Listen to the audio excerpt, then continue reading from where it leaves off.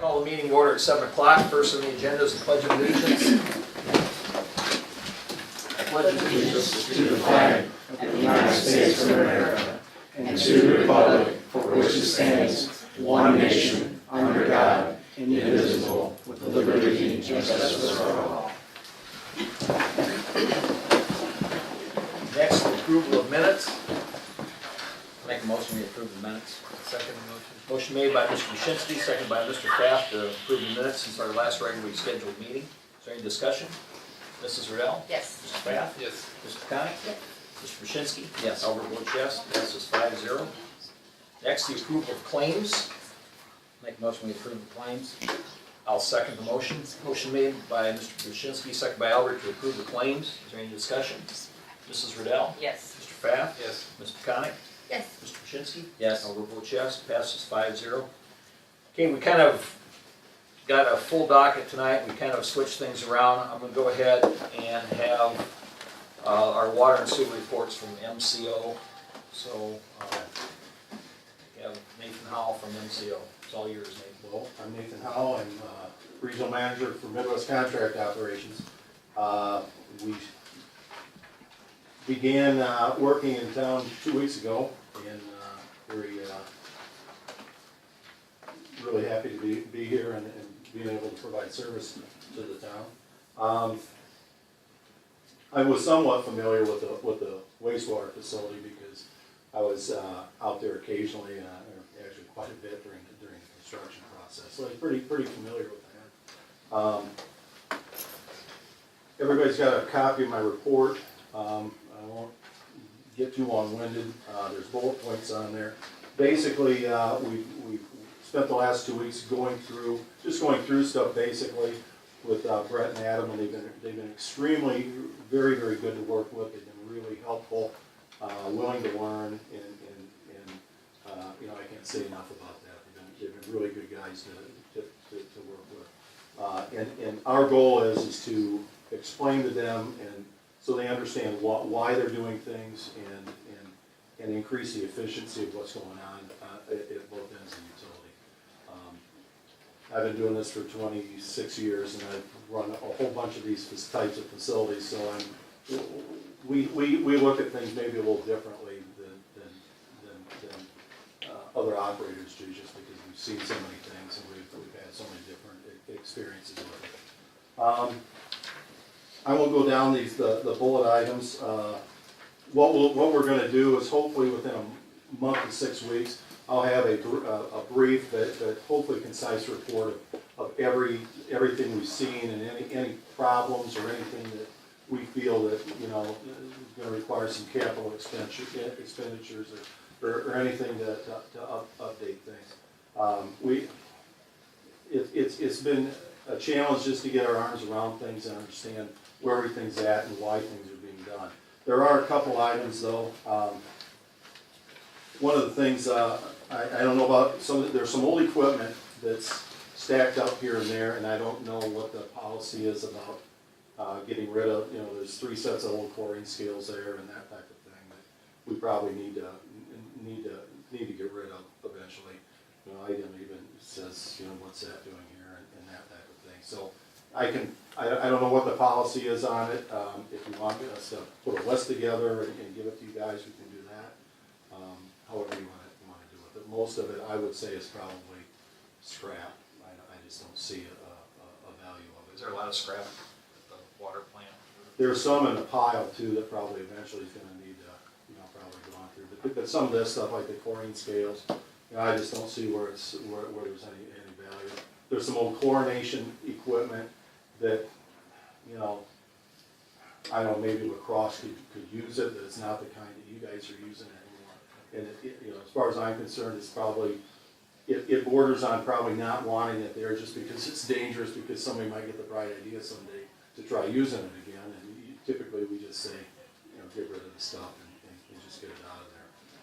There's not a great reason to keep a lot of that stuff around.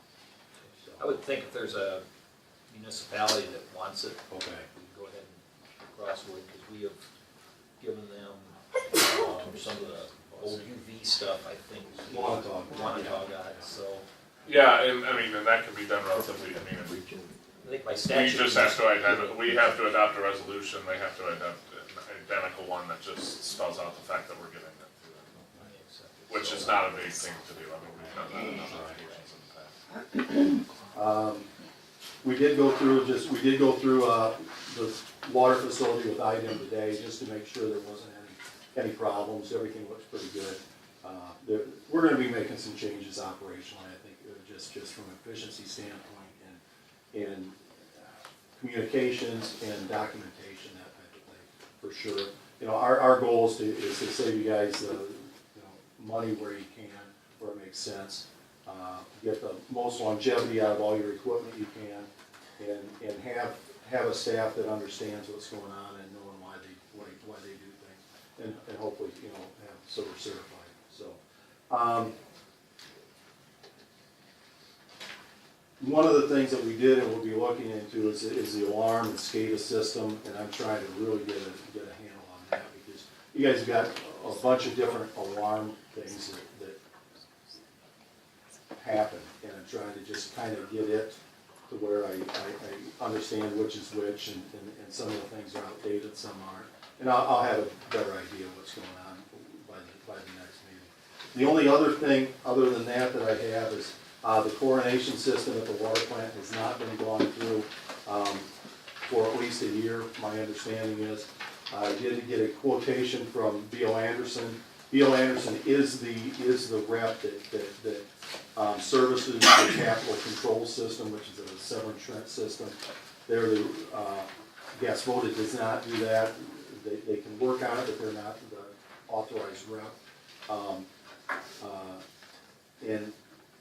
Jim Grunceski is the guy that's worked on it. I talked to him. He had a pretty good idea what it would be. I think there's a quote at the end of this. At the same time, when he's there, I think it's meter number 4, or well number 3 or 4, it'd be the west one, isn't working. I see the back covers off of it. I don't know why, but he'll take a look at that when he's there too, in the same trip. So that's the only other thing that I have, and that's, I guess, probably what these did. I approve on. Okay, I'll make a motion, we go ahead and have B.L. Anderson come out and take a look at the chlorinator. Second motion. Motion made by Albert, second by Mr. Pfaff, to have B.L. Anderson come out and look at the chlorinating equipment at the plant, make any repairs. Is there any discussion? I have a question. Sure. When they look at it, if they find that something needs to be done immediately, can we go ahead and make that happen in the motion? Okay, I'll second the revision. Go ahead and have them make the repairs. Yeah. Okay, thank you. Any other discussion or questions? Mrs. Riddell? Yes. Mr. Pfaff? Yes. Mr. Kaczynski? Yes. Ms. McConick? Yes. Albert votes yes, passes 5-0. Thank you. Thank you, and thanks to MCO for the ground running out there. Well, we'll try. If there's any questions or anything, you have my card, my cell number's on it, you can call me anytime. Okay, thank you. Now we're gonna go up to the police. I can't believe we have, 6 cops here and there's no donuts around here. Oh, man. What'd you drive today, Mike? I walked. That's it. So, Marshall, it's all yours.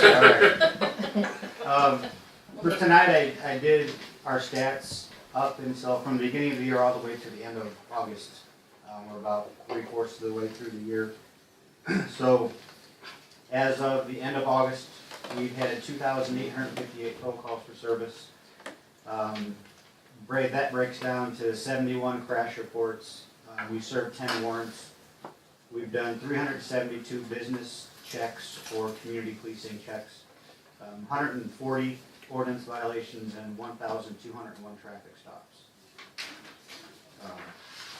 Tonight, I had Deputy Jason Ugelski with me. Tonight, Jason is getting awarded the Life Saving Award.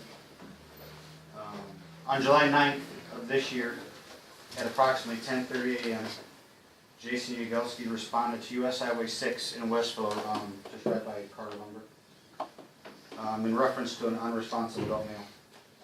When Jason arrived, there's a vehicle pulled off the side of the road. There's a man out of the vehicle in the grassy area alongside the road. He had some family members with him. Jason checked for signs of life. He didn't detect breath, he didn't detect the pulse.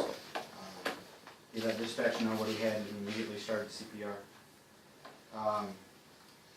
And just to sort of build the scene, you're thinking you have vehicles going by you at 45, 50, 55 miles an hour. You have a family member that's crazy, wanting Jason to perform a miracle, because that's what you do. And Jason kept his head. He knew what he had to do. He performed CPR on the man, and he was able to reestablish breathing. He was able to detect a pulse, and throughout the entire thing, maintain communication with medics and other agencies, and got the man the help that he needed. So, for Jason's efforts, he's being awarded the life-saving medal. It's something that actually we started this year. This is for you. Want to get another one? So,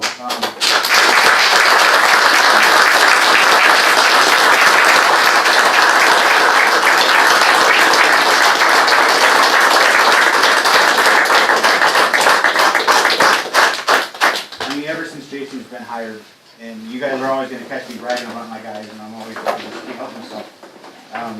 He's a huge asset. He's just a big lug that you just can't help but like. He does a fantastic job. People love him. You did good. And he has a pretty dog.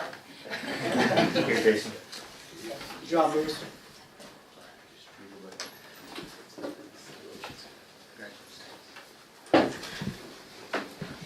And then the last thing on the agenda for me is body cams.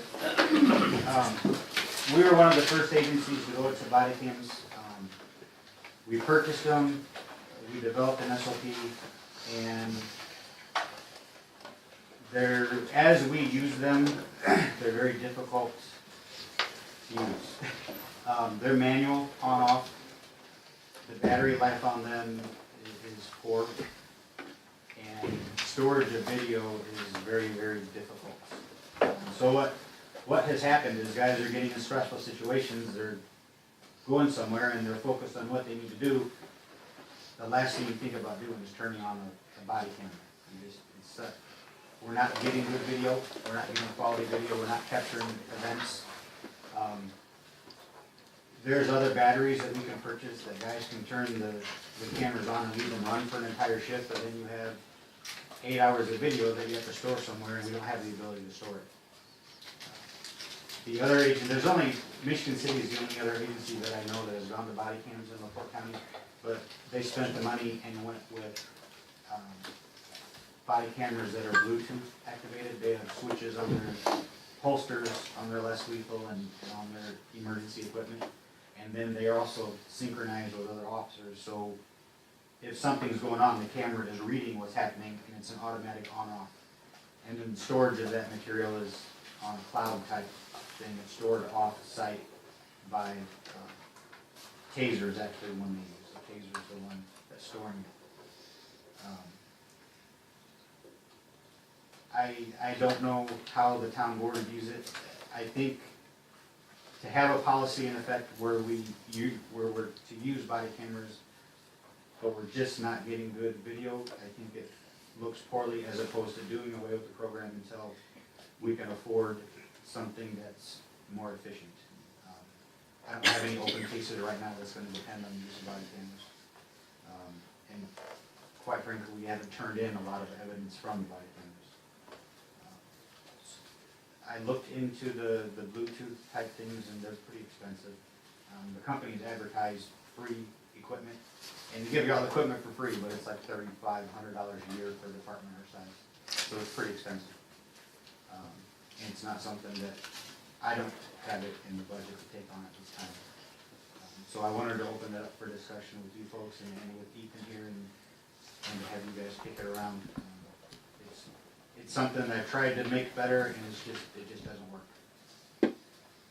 Darren and I had spoke about this, and he had indicated to me some of the struggles that the department was experiencing with this, and I was the one who suggested that it come in front of the council so it could be discussed and decided here. And we did have we did have some communications about whether this would affect any pending investigations, and Darren was confident that it would. Well, I would rather that we not have it as opposed to having something that doesn't work.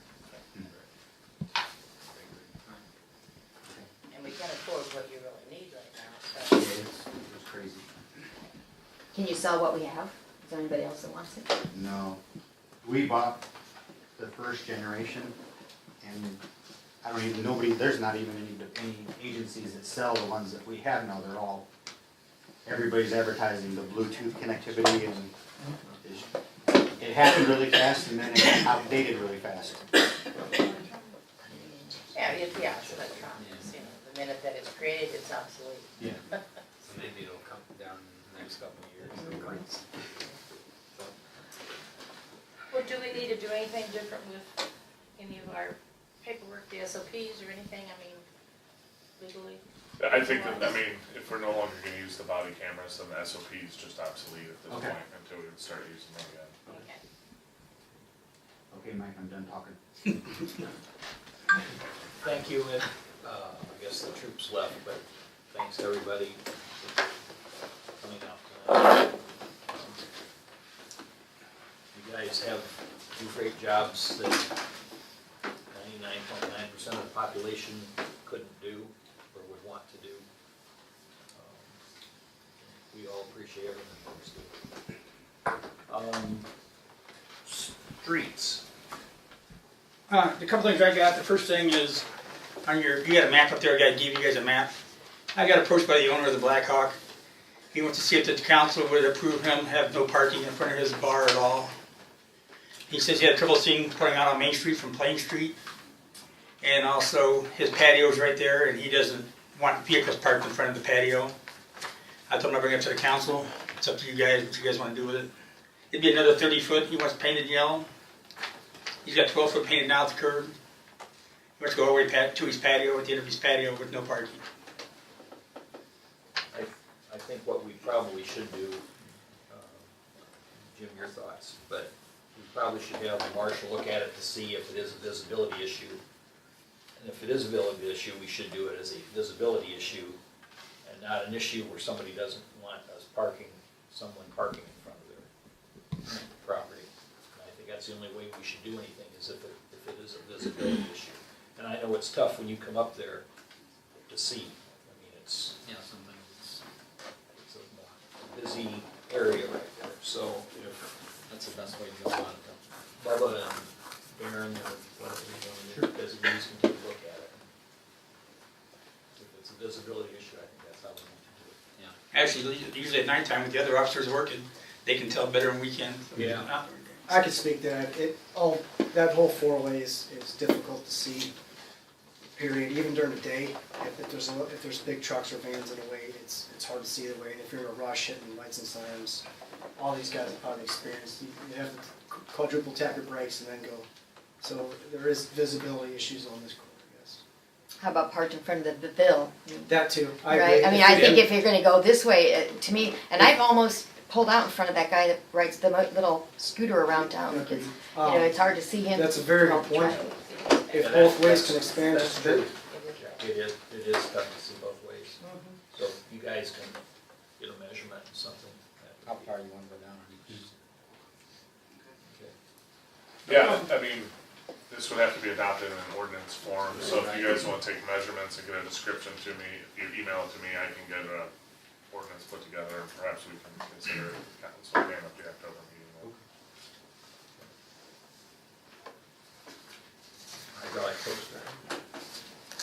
Hydraulic coach driver, Bob. Oh, the other thing I got is, I still got $5,200 left in my new equipment for the year.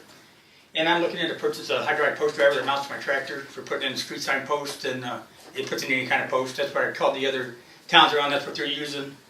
Right now can't have to hold the post, and I drive them with the tractor bucket, which is not real safe.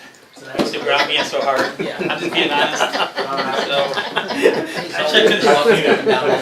But we're doing it that way, it's been working. Just those other kind. You've got one of those too, with the ground being, we go 5 foot deep in the ground for each sign post. So, but the one we're looking at, it's 3160, and it mounts, I'll have it hosed to my tractor.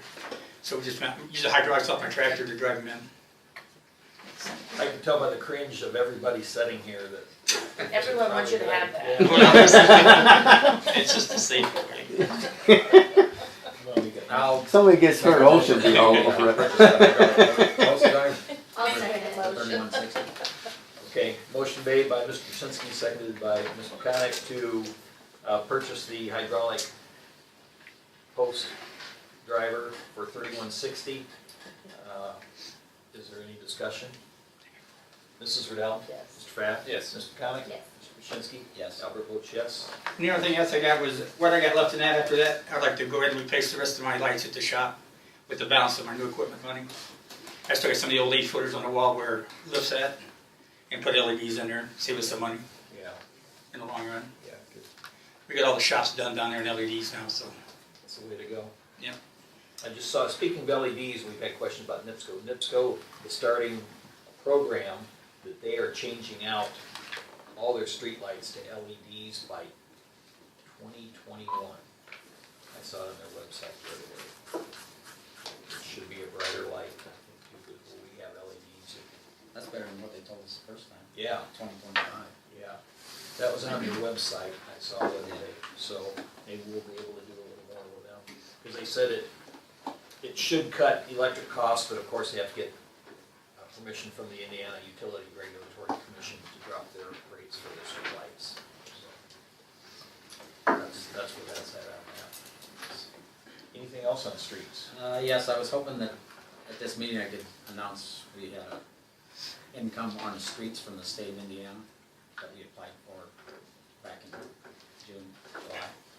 And the situation is right now that they've had so many applications from small towns that it's gonna be possibly the end of this month or the first part of October before the awards are announced that who gets money for the community crossing grants. Just in time for the paving season to end. Yeah. But you can get the bids out. Yeah. Okay, good. Anything else on No, parks? One item under parks, this is an item that Lori and I have been working on. The park rental agreement was pretty significantly outdated, so the two of us have been working on updating that. And we've put it into final form, and we thought that it would be appropriate if the council could approve that so that we could start using it moving forward. I apologize for not sending that out to the council members in advance. I'll send it to you yet this evening so you can look at it. A lot of the language was just no longer necessary and needed to be updated, so it was primarily just grammatical and formatting changes. Anything else on parks? Well, just congratulations to Bubba for putting in that new swing set. It looks really good. Park. Mike, that should be, on the park rental agreement, that should be done in form of a motion, just approving the new form. Okay, I'll make a motion that we approve the new park rental agreement form. I'll second. Motion made by Albert, seconded by Mr. Connick to approve the park rental agreement form. Is there any discussion? Mrs. Riddell? Yes. Mr. Pfaff? Yes. Mr. Connick? Yes. Mr. Krasinski? Yes. Albert votes yes, passes 5-0. Finance. Miscellaneous, beautification committee? Yes, so, part of the Westville Comprehensive Plan, one of the items in there was to create a beautification committee. The planning commission has set the, I guess, discussed the last couple of months what a beautification committee would look like for the town of Westville. What you have in front of you today, is basically a draft, proposal of what that committee would be, what the mission would be, goals, functions, and who would have the authority over them. Also, I reached out to Hebron. They they revamped their comprehensive plan about 10 years ago. They had formed a beautification committee, but it had fallen through over time. This is a draft of their ordinance, and what I'm in the process of doing is reaching out to them. Their members have changed, their elected officials have changed, so understand why their beautification committee didn't sustain itself, because our goal is to create sustainability in the town. So this information in front of you, I want everyone to review with hope next meeting of passing either in the form of an ordinance or we just have a proposal put this proposal in place for the beautification committee. But wanted to have everyone have a chance to look at this.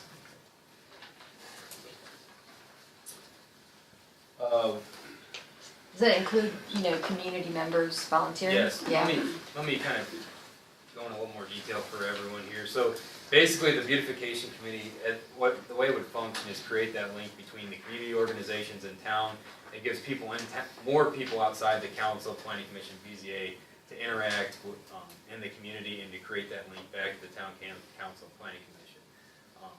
I feel like that's one area is having all our community organizations in the town kind of all working on the same level, and that'll really help us move the town forward. So this group of people, and it can be people from those community organizations, it can be people that have that, want to be part of, making the town look better aesthetically and be part of smaller projects. There's a lot of people with skills in our town that want to be a part of the town in some way and contribute, and this is going to be a perfect opportunity for them to get involved.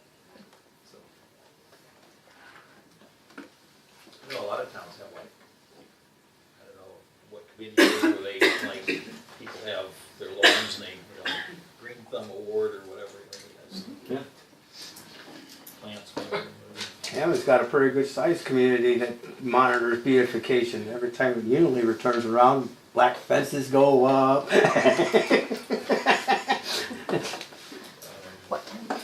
Well, yeah, we gotta put landscape blocks up. To the Westville, we have a letter here from the Westville Town, to the Westville Town Council, with regret that I resign from all appointments representing the town of Westville, effective September 13th, 2017.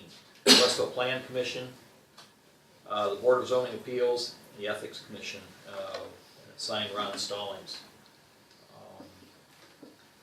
I'll make a motion that we accept his resignation. Second. Motion made by Albert, seconded by Mrs. Riddell to accept the resignation of Ron Stallings from the Planning Commission, the BZA, and the Ethics Commission. Is there any discussion? Mrs. Riddell? Yes. Mr. Fatt? Yes. Mr. Connick? Yes. Mr. Paszynski? Yes. Albert votes yes, passes 5-0. And also thanks to Ron for all he's done for the town. And we will be looking to fill those spots, so. Get some names by next month. Some of them are any of them by political party? Planning Commission. Planning Commission will be Republican. Okay. So if anybody knows of anyone or wants to ask around, so maybe do something for the October meeting. Also, in miscellaneous, a happy wedding anniversary to Bill and Regina Riddell. Thank you. Thank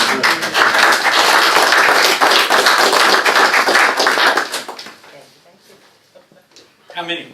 25. Congratulations. Yeah.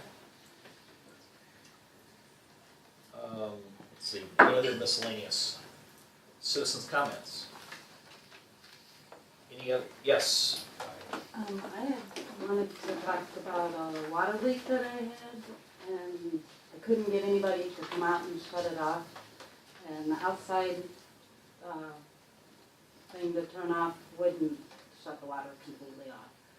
I had to call the fire department twice. It was 10 o'clock on a Sunday night, and they had no contact. They said they had no contact number to call the water department to get somebody out, so we had to wait till morning. We literally rigged up a old fire hose to catch the water to get it out the door, because I was bailing like every 20 minutes a 5-gallon bucket. And I was going to see if there's any way I can dispute some of the charges on my bill. Where's this at, ma'am? 304 East Jefferson. Does the house have a shut-off inside? Well, they came in and thought it was broke, and they used some tools that they had to try to shut it off. They thought they had shut it off, and they said, well, there's going to be some water flow for a little while, but that was like 3 hours of never That calling shut-off back. in the house is yours. Yeah, I understand that. But the outside one wouldn't shut off completely either. So even if I don't get any credits, I want to make sure that that gets fixed. 304 East East Jeff. Jefferson. And that, what day was that? It was July 30th on Sunday night.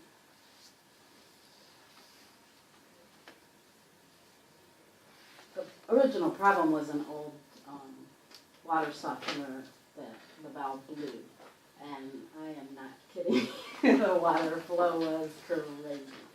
So spill a cup of water, it's like 4 gallons. on Oh, the this was floor. unbelievable. Yeah, I've never seen anything like that.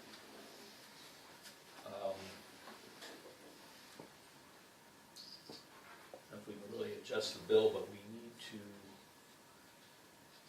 get out. Where we can get a hold, did you call the fire? Look up the words, I was not The aware of guys this. came out That's the right. Monday morning, and tried to shut it off from the outside. Can we After, check into this? I mean, because Yeah. tonight I can't. well, no, I didn't expect them, because she just, did I talk to you when I came to Probably the talk to meeting? the girls in the office, Yeah. but I'll pull all the work orders on it and see what. They told me to come here to talk about it. I'll get your information after the meeting. Okay. Anything else? David had his hand up. Yeah, first off, I'm not quite sure we got a response out of CVS concerning the Fagan, the pharmacy, leaving the property at the Westville Shopping Center. However, though, has anything been reached out to, say, Walgreens and or CVS as far as tax abatement on building a facility that matches their current building scheme based on trying to relocate them, because the Fagan Pharmacy doesn't, that building does not meet their, if you want, their appeal that they have going forward. But with the property on 421, the zoning that's there, has anybody even put together any kind of an offering that away? Well, let me tell you about corporate America, CVS. We're small fish. And they figure that if they're not open here and they go to Michigan City, you're gonna go somewhere and they're gonna get you.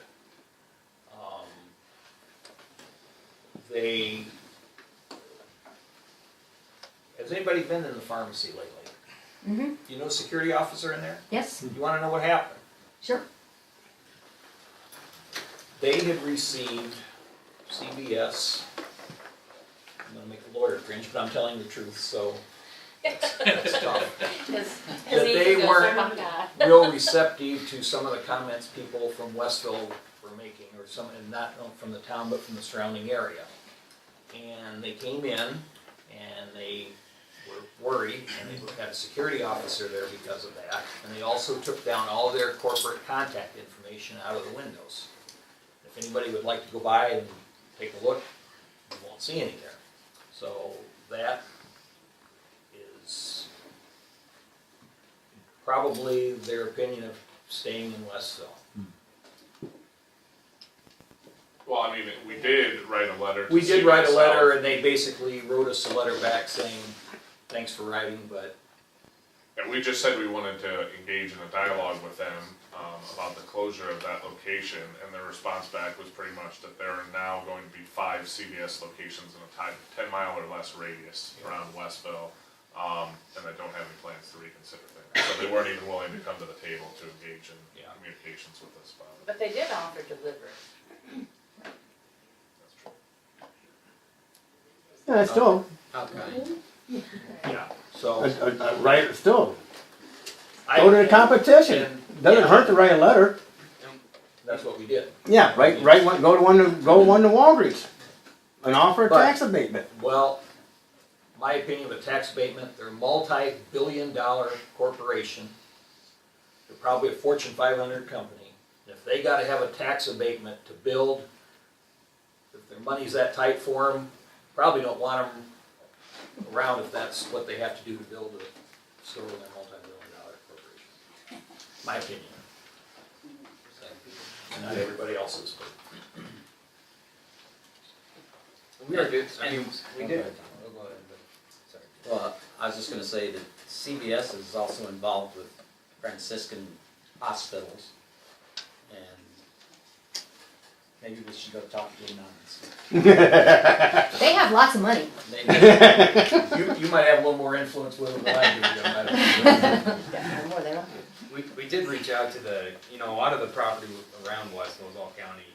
It's not, like on 421 corridor, that's mostly county property. They would have to be the ones to do a tax abatement there. But we did notify the Economic Development Commission in LaPorte County of our struggle and losing our pharmacy. We did reach out to others as far as, LaPorte, Michigan City's contact with Economic Development, letting them know our strain. So we are trying to do different things to notify everyone of the need. I know the Westville Chamber of Commerce has been active, the Planning Commission, we're discussing strategy as well. So there's a lot of people working to see what we can do with, for the town of Westville, to see what we can do. And Regina has been very active. Very good. I had an email from the CEO of the LaPorte IU Healthcare, the hospital there, and she's supposed to get back. Hopefully there'll be a meeting of Tom and Drew Buchanan, who's vice president of the planning commission, and myself. So we're waiting for that date to come. So we're not done yet, but we're close, I think. So, but we're still reaching out. I've heard there's some other things going on, but that would be hearsay right now. Yes. We had a visitor last month about the car wash and their inability to maintain profit due to the cost of our water. We offered them up a couple of just ideas, maybe you could ask for a variance to get your own well, and I was just curious if they've done anything, or if we've started anything, because now it looks like they're putting some lipstick on that thing, and they've moved the Goodwill receptacle out of there, and now they've repaved the lot, and so I'm just thinking that is kind of indications that they're actually going to go down that path of either selling it or whatever their ideas are. I think it was to sell it. I don't think with the site, the Camworth site with a contaminated groundwater, that we could put a well in. I did see it come up for sale. You did? It is on the market. Okay. And then we had asked, and I don't know that anybody ever saw it, this is the second question, is right behind, and I don't know if anybody will know, or maybe I have to go to somebody in the board of zoning, but right behind Walmart, or right behind McDonald's, there is a little square, and I checked this map over here, that is still town's property, that has not been developed. It's not actually part of Water Tower Place. And now there are two huge piles of cinder type gravel up there, and two. And so I was just curious of what was going back there. Okay. I have a feeling you might post it on That's us. We bought that ground. It's 4-acre parcel back there we bought from Mr. Parkman. Okay. We were in front of the board. Parking lot, gonna make a parking lot. It's, we're gonna do some townhomes back there. Okay. How many townhomes? I think there's 16 total. And what parking lot, what driveway are they going to be using? They're gonna come off where commercial drive comes in and turns. Oh, no right there. way. You gotta be kidding me, right? So- 16 more townhomes back there to use that same commercial drive? Oh my gosh. I actually have a question about that. There's some rumors, I don't know how true they are, that you guys were going to, there's a lot that comes through Chandler and Curtis that's empty, like on the cul-de-sac there, that you were going to put a road through there. No, Mike Is that Bell true? owns that lot. No, it Okay. doesn't. No. I that's what I thought. I just didn't know if that was true or if that's a possibility. I just wanted to see if that was true. That'd probably be a variance to put a road across there. No. Yeah, it doesn't. It's not. That's not going to happen. No, nothing in our plan that we turned into the town there. Because I kind of heard that, and I did. Oh, sorry, I didn't mean to cut her off. No, you're fine. That's Oh. pretty good. You found your answers right in front of you. Did you have any more questions? All I wanted to know is, did our board of zoning approve this, knowing that they were gonna all come out on Commercial Drive after all the other challenges we've had here? Yes? Okay. Great. Okay, thank you. I do Yes. have one more question. Yes. I know in Water Tower, I've had a couple of issues with the parking on the streets. With Halloween coming up, how is that going to pan out with all, because during Halloween there's a lot of people that come into Water Tower. How are they going to handle that? Do you know, is there a plan for that? Is there what? A plan to keep people only on one side of the street? How are they going to handle that? Just out of curiosity. Am I supposed to say that on camera?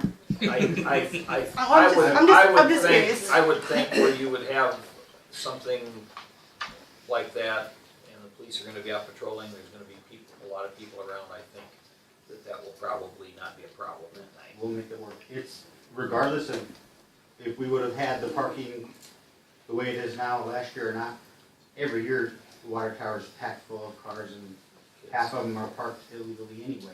Yeah. So it's not anything, One kid's gonna get killed in this case. we have, I spend the entire night in the water tower talking to the kids and making sure it goes okay. We have 3 guys on that night. It'll be fine. And sorry, I just had one more thing. No, Was you there, said 2. oh, sorry. Do you know, is there any new possibility of possibly getting parking in the cul-de-sacs in Water Tower, or is that still off the table? Not necessarily getting rid of the signs, but maybe just changing them to where they say instead of no parking, just no parking with snow, like they are on the opposite side of the road. They're all that way with the snow. They're already that way. Right. Well, I know, but I mean, instead of like saying no parking ever, just, you know, kind of change them in that direction. Is that completely off the table, or is that maybe on the table, or is there? I would say right now it's probably off the table. I can't speak for the other people here, but as of right now, I don't think we have any plans of it. Is there any way that we can make a plan to try to do that, or? Or I is don't it know. just something that? It's a matter of walking 25 more feet. Well, it's not really that. It's just sometimes there's just no parking per se. Do you know what I mean? Like there's been times where there's just the whole Curtis and Chandler's full, so we got to park down the road. So it'd just be, I guess, say convenient to be able to park in front of our house instead of down the road. I don't know. That's what. Okay. I mean, I'm not trying to be weird or anything. I'm just giving you my opinion. It's something maybe they look at. I know you guys have looked at it before. I just didn't know if we can reopen it and maybe try again, or. Have any of your officers on patrol noticed that there's a problem with no parking on the cul-de-sac, where it's tied something up or been an issue? Or if you haven't noticed anything, can you keep your eyes open for it if you see something? Sure, you stating that the issue is people are parking on the cul-de-sac? No. Want She parking. wants it. Right. I would like to have, because we live in a cul-de-sac. We live right there on Chandler and the Curtis Okay. cul-de-sac there, and it would just be more convenient to park there instead of having to park down Curtis. Okay. I don't know I if that thought- makes sense. I don't want to interrupt, but I thought it was the issue of like ambulances and fire trucks not being able to turn around. So I think that's why it came off the table, right? It was a safety thing.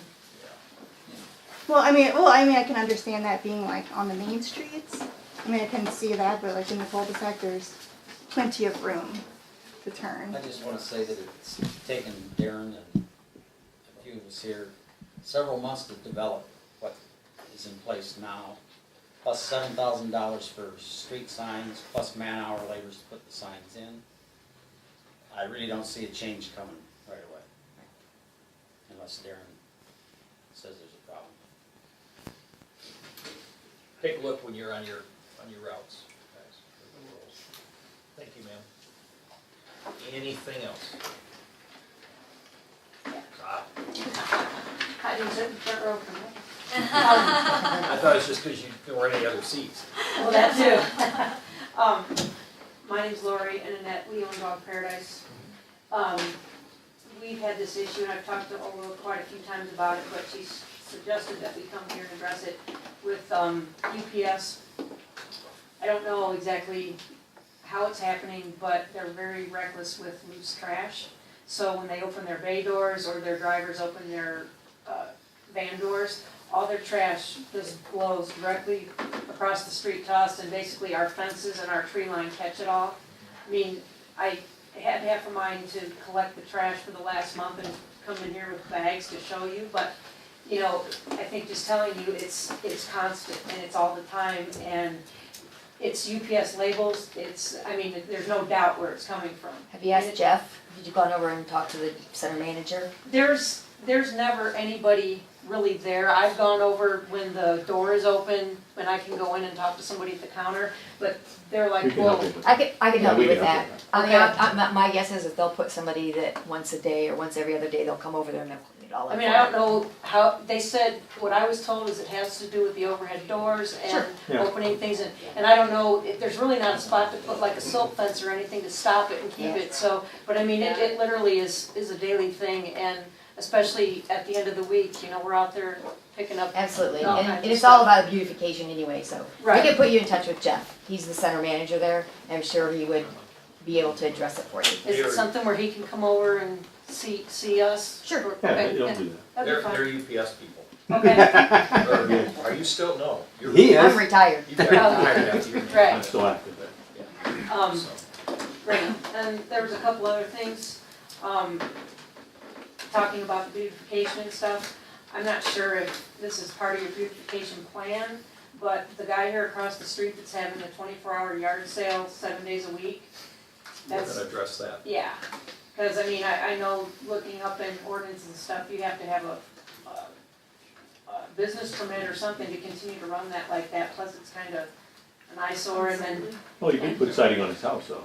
yeah, he did do that, and I thought, well, maybe he's doing that to make up for his yard sale. We have talked a little bit about that, some, we're kind of looking at what other towns do, some places have, you have to have a permit to get a yard sale, or have a yard sale, and it's only so long, and you only have like 2 yard sales a year, you know, because some places people are having them every weekend, it's more of a flea market than a yard sale. Or maybe he could get a license to have a flea market at the park or something where he could, you know, I don't know, but, I wouldn't wanna move all that stuff. and the thing is too, is, you know, you can be behind somebody and all of a sudden they're like, "Brr," and slam on their brakes because, you know, they saw a treasure over there, and, you know, so it's a traffic hazard too, so. We are looking at it, we are looking. Okay, and I just have one more thing, Okay. and You sit in the front, you get to ask all the I did, okay.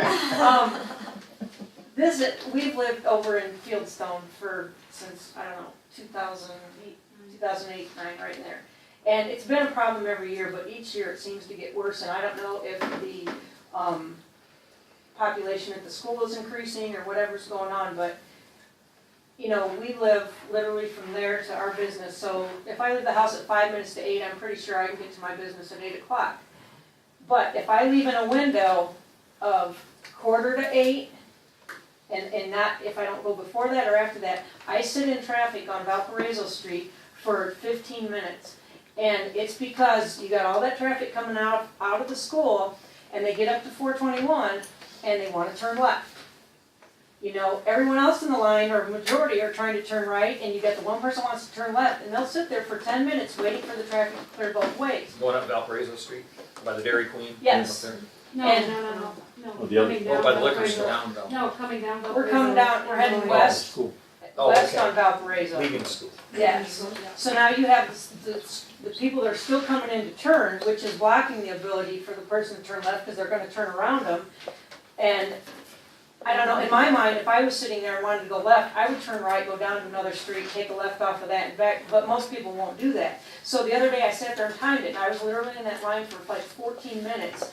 And you can just see the people, the ones that are trying to get out of the school because the line's blocking them, the ones that are waiting in the line, and people are getting mad. I mean, you're gonna have a road rage incident, and a lady almost hit me trying to get out of the drive of the school. Wait till all these townhouses go in every. Right, and I don't know if there's an easier way to route the people out, like if they can come out by that liquor store, or if you can. I think the buses come out there now, right?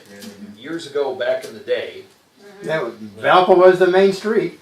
everything came out of there. Yeah, but you didn't have but in the same token, Mike, you didn't have soccer moms not wanting the kids to ride buses. Either you rode the bus or you walked to school. Yeah, but it was still, 5 feet and 5 feet of snow uphill both ways, right? yeah. But, you know, That was the way it believe me, was. I don't wanna make your life any harder, but I know that the police are always sitting in the Dairy Queen lot watching it, but I'm thinking even if it was for 5 minutes, if they blocked that intersection and said no left turn and directed the traffic, it would alleviate the mess in a matter of minutes as opposed to a good 20-minute section. And I know there's a way around it if you go down Joliet and up 900 and back out the other way and hope there's no road construction, but I mean, it's kind of crazy. I think the biggest fix would be either a stoplight that's activated during school hours, you know, because I'm sure the same thing happens when school lets out.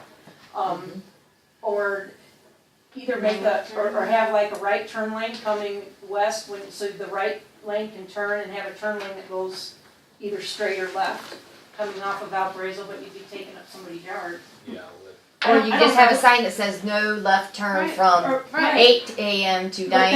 And I thought about that, but how many 3 people are to gonna 4. watch that, and they're gonna go, it wasn't 8 o'clock when I turned left, and, you know. You don't put Wayne Avenue in. Put those body cams up there. Put Wayne Avenue in there, But you know? it's very congested, and it's aggravating, and I can just see that there's probably gonna be some, accidents, or people getting hurt, or possibly a pedestrian getting hit, because people are getting so mad that it's gridlock, you cannot move, and it all has to do with the left turn. As far as the traffic light, I've tried several years to make the state realize that we could put a traffic light out by 6 in that intersection, and they had everything there. My son used to work for the state to hang the light, but they wouldn't do it. They said a lot of the traffic's going down State Road 2. But another thing with the traffic light down there, you have the crossing guard right there. So even if that light was holding traffic temporarily, those cars in between are still going to be blocking because those kids got to get across the street. Right. So it's And, kind of you know, like you say, this was years ago, but obviously the town is getting bigger, they're putting in more housing, which means more residents, so it's only gonna get worse. So I don't know if a study has to be done where they put one of those rubber things across the road and count how many cars go or whatever, In Rolling Prairie, they put a police officer there that directs traffic for 45 minutes. I think you're looking like the easy solution, I'm sorry. I mean, that's what they do. If you've ever been where Rolling Prairie lets out onto 20, I mean, they have an officer there at the end of school for like a half an hour or whatever to make sure that all the people from school can disperse. They actually stop traffic on 20, yes. I mean, I really don't think it would take more than 15 minutes of time to clear the way, but, you know, I'm not an expert on traffic, I just know it's a problem. We have, I mean, the state even put up a flashing light.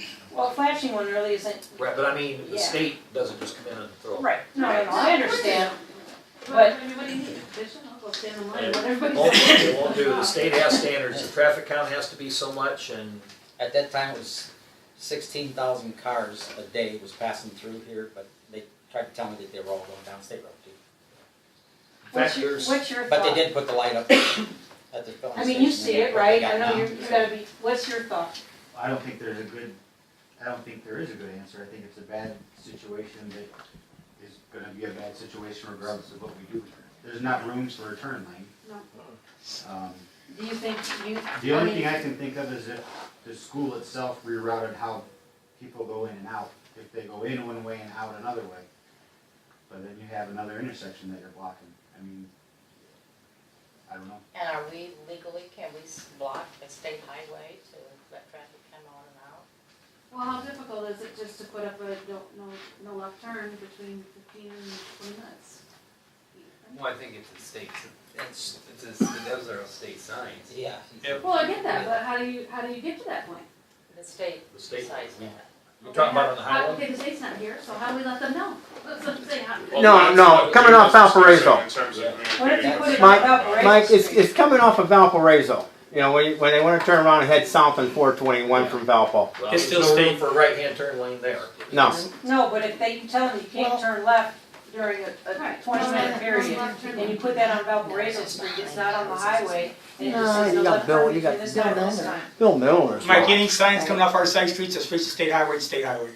We can't put a stop sign on Valparaiso Street, that's state highway. Okay. We cannot face anything to state highway, that's state highway. We can't do it. So there's no solving it. Put our heads together, I guess, see if the school can do anything, maybe. Yeah, maybe you can talk with the school. Well, I think it'd be just easier talking to somebody at the school rather than go to the school. I mean, it's the only thing I can think about is if they reroute how That they. goes back down to 900 and out. Come in from. But yeah, but how are you going to differentiate the soccer moms versus somebody else pulling off the street and heading down going to work? I mean, I got the same situation. I can't even get out of my driveway. Because of traffic coming. I know. Yeah, but I got 3 lanes coming out. 1 in, 2 out. Okay, thank you. That's what I do. I have. Anything else? I have something. Yes. Darren and I are gonna talk a little bit about a rumor, and we don't usually talk about rumors, but the rumor seems to be going pretty well in Westville. About there is no need for a police department, that we could contract for $1 a year with the county sheriff, and they would take care of all of our police needs. Is that correct? Is that what we heard? That was the rumor. Okay. I told Darren, I said, well, why don't you get in touch with the sheriff and see if that's something he would accommodate the Westville people, and you wanna tell them what the sheriff said? He said not no, but heck no. And he explained that, obviously Wanata and La Crosse are completely different entities than we are. At the end of the year, when I do my end of year stats, I'm gonna have somewhere between 4,000 and 5,000 calls for service. 1 month of what we do in Westville would equal probably what happens in Wanata and La Crosse for a year. Along with that, we're incorporated, so we're required to have police service. If we don't have police service, we're required to contract with a police agency. But you can't force a police agency into a contract. So you couldn't eliminate a police department and automatically, because you pay county taxes, the sheriff is gonna enter into an agreement with you. It doesn't work that way. He's not gonna take on the work. Not to toot my own horn, we do a lot for the sheriff's department. Well, he thinks of you as a resource, and Yes. he's been at our council meetings and said that. We're not a liability, we're an asset. Absolutely. And I talked with La Crosse, and I talked with Justin Keel, and he said that they don't have a contract with the sheriff. Obviously, they're going to respond like they have to, state and federal. But they talked with the sheriff, and he said, we will come if you will pay full insurance costs, which was ridiculously high. And the next thing they talked about was they would talk with the sheriff, and the sheriff would come and do their ordinance or their code for them, but they'd have to pay insurance to do that. So what they decided to do was too costly, and the council members themselves will go to the individuals in the community and talk about code violations. So the council does that. Wanata does pay, I think, $1 and does have, but the response time is tremendous. Oh, if the county comes to back us up, there's 10, 15, 20 They minutes. can't away. cover the areas they have, where they have 4 officers on the road, and Yeah. if you're 20 miles, this is what, the second largest county in Indiana? You'd be, So, But I just, nothing bad happens if that goes on. I just wanted to bring that up, that seems to be like the rumor is growing Yeah, in I've heard the it. bars and the restaurants in town, and that's not gonna happen. Westville's gonna keep their police department, and I think we need it. And I'm proud of everything you do, guys. Thank you, Regina. Anything else? I'll make a motion to adjourn. Everybody fights over that, so motion made by Albert, seconded by